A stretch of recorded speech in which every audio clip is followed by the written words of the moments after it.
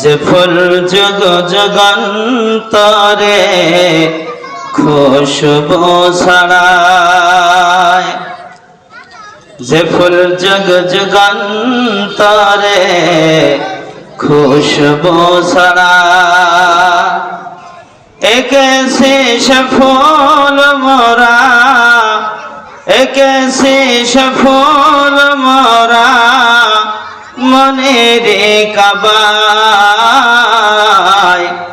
যে ফুল যুগ যুগান্তরে খুশবু ছড়ায়। সৈয়দুল আম্বিয়া তুমি নবী কামলে ওয়ালা,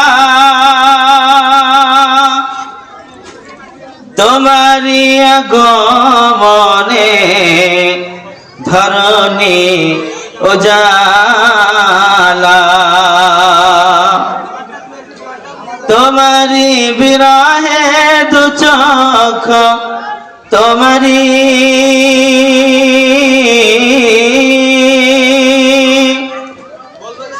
তোমারি বিরহে দু চোখ অশ্রু ঝরায়, যে ফুল যুগ যুগান্তরে খুশবু ছড়ায়।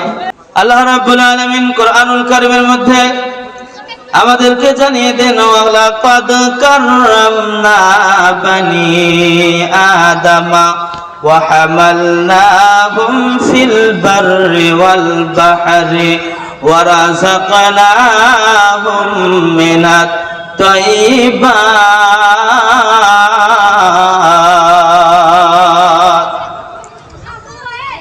কোরআনুল কারীমের 15 নম্বর পারা 8 নম্বর পৃষ্ঠার প্রথম লাইন, 17 নম্বর সূরা সূরাত বনী ইসরাঈলের 70 নম্বর আয়াতে কারিমার মধ্যে আল্লাহ তাআলা এই তথ্য দিয়ে বলছেন, ও মানুষ, আমি কিন্তু তোমাকে শুধু শুধু বানিয়ে ছেড়ে দেই নাই, আমি তোমাকে মানব রূপে সৃষ্টি করেছি, তোমার সম্মান বৃদ্ধি করে দিয়েছি। ওই সম্মান বৃদ্ধি করার ক্ষেত্রে আমি আল্লাহ রাব্বুল আলামিন তোমার রূহের উপরে আমি আমার কুদরতি হাতের ছোঁয়া দিয়েছি। সুবহানাল্লাহ। এরপর 2 নম্বরে আল্লাহ রাব্বুল আলামিন আমাদেরকে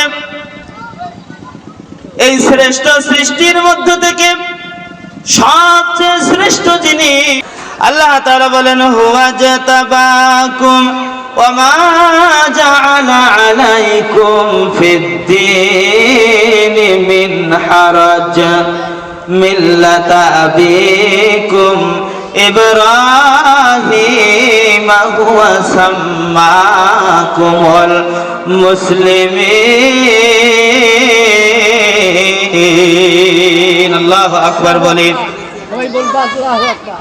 কোরআনুল কারীমের 17 নম্বর পারা 20 নম্বর পৃষ্ঠা 10 নম্বর লাইনের 22 নম্বর সূরা সূরাতুল হজ্জের 78 নম্বর আয়াতে কারিমার মাঝের অংশের মধ্যে আল্লাহ রাব্বুল আলামিন তথ্য আমাদেরকে দিয়েছেন, হুয়া জাতাবাকুম, ও মানুষ, আমি কিন্তু তোমাদেরকে মনোনীত করেছি।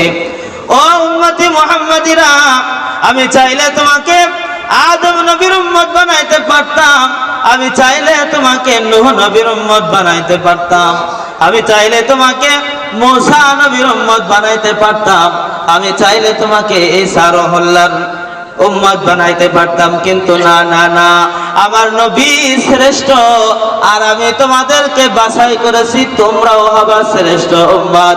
এ কারণে দ্বিতীয়বার আবার আমার কুদরতি হাতের ছোঁয়া দিয়ে তোমাদের রূহগুলাকে বাছাই করে আমি আল্লাহ তোমাদেরকে সম্মানিত করেছি।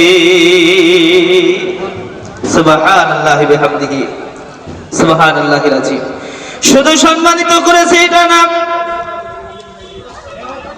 মিল্লাতা আবিকুম ইব্রাহিম হুয়া সাম্মাকুমুল মুসলিমিন, আমি তোমাদেরকে, আমি ইব্রাহিমকে তোমাদের মিল্লাতের পিতা হিসেবে সাব্যস্ত করেছি। জাতির পিতা হিসাবে আমি ইব্রাহিমকে সাব্যস্ত করেছি, সুতরাং জাতির পিতা হিসাবে একজনকে মেনে নিতে হবে। তিনি কে? ইব্রাহিম আলাইহিস সালাতু ওয়াস সালাম। দ্বিতীয় কোনো বিকল্প নাই। অন্য কেউ আছে নাকি জাতির পিতা? না। অন্য কেউ যদি হয় তাহলে সে 2 নম্বর। আল্লাহ রাব্বুল আলামিন যেহেতু হাদিসে কুদসির মধ্যে বলছেন, খুযু মিল্লাতা আবিকুম ইব্রাহিম, আমি ইব্রাহিমকে মিল্লাতের পিতা বানিয়েছি, সুতরাং তার ইত্তেবা অনুসরণ করো। সুতরাং তাকে বাদ দিয়ে অন্য কাউকে যদি জাতির পিতা ভাবা হয় তাহলে সেটা 2 নম্বর পিতা বলে সাব্যস্ত হবে। কথা বলেন ঠিক কিনা? আল্লাহ রাব্বুল আলামিনের কোরআনের আয়াতের সাথে এটার দ্বন্দ্ব বাঁধবে, হাদিসে কুদসির সাথে এটার দ্বন্দ্ব বাঁধবে, এটাও কোনো মুসলমান মেনে নিতে পারে না। এজন্য আল্লাহ রাব্বুল আলামিন আমাদেরকে জাতির পিতা মনোনীত করে ইব্রাহিম আলাইহিস সালাতু ওয়াস সালামকে বানিয়েছেন। চিৎকার দেবে সুবহানাল্লাহি ওয়া বিহামদিহি। এজন্যই দ্বিতীয়বারে আল্লাহ রাব্বুল আলামিন আমাদেরকে আমাদের রূহের উপরে কুদরতি হাতের ছোঁয়া দিয়েছেন। 3 নম্বরে যখন আমাদের রূহের উপরে কুদরতি হাতের ছোঁয়া দিয়েছেন, আল্লাহ তাআলা বলছেন, শ্রেষ্ঠ উম্মতের মনোগ্রাম, শ্রেষ্ঠ নবীর শ্রেষ্ঠ উম্মতের মনোগ্রাম আমি আল্লাহ রাব্বুল আলামিন তোমাদের প্রত্যেকের কলবের উপরে বসায় দিয়েছি। সুবহানাল্লাহি ওয়া বিহামদিহি। আল্লাহ তাআলা বলেন, কুনতুম খায়রা উম্মাতিন উখরিজাত লিন-নাসি তা'মুরুনা বিল মা'রুফি ওয়া তানহাউনা 'আনিল মুনকারি ওয়া তু'মিনুনা বিল্লাহ। আল্লাহু আকবার বলেন। আল্লাহ রাব্বুল আলামিন দ্বিতীয়বার আমাদেরকে শ্রেষ্ঠ উম্মতের মনোগ্রাম গুলো আমাদের কলবের উপরে লাগাই দিয়া বলছেন, ও উম্মতে মুহাম্মাদি রে, আমি তোমাদেরকে শ্রেষ্ঠ নবী শ্রেষ্ঠ উম্মত বানিয়েছি। এ কারণেই যে তোমরা দুনিয়ায় যাবে,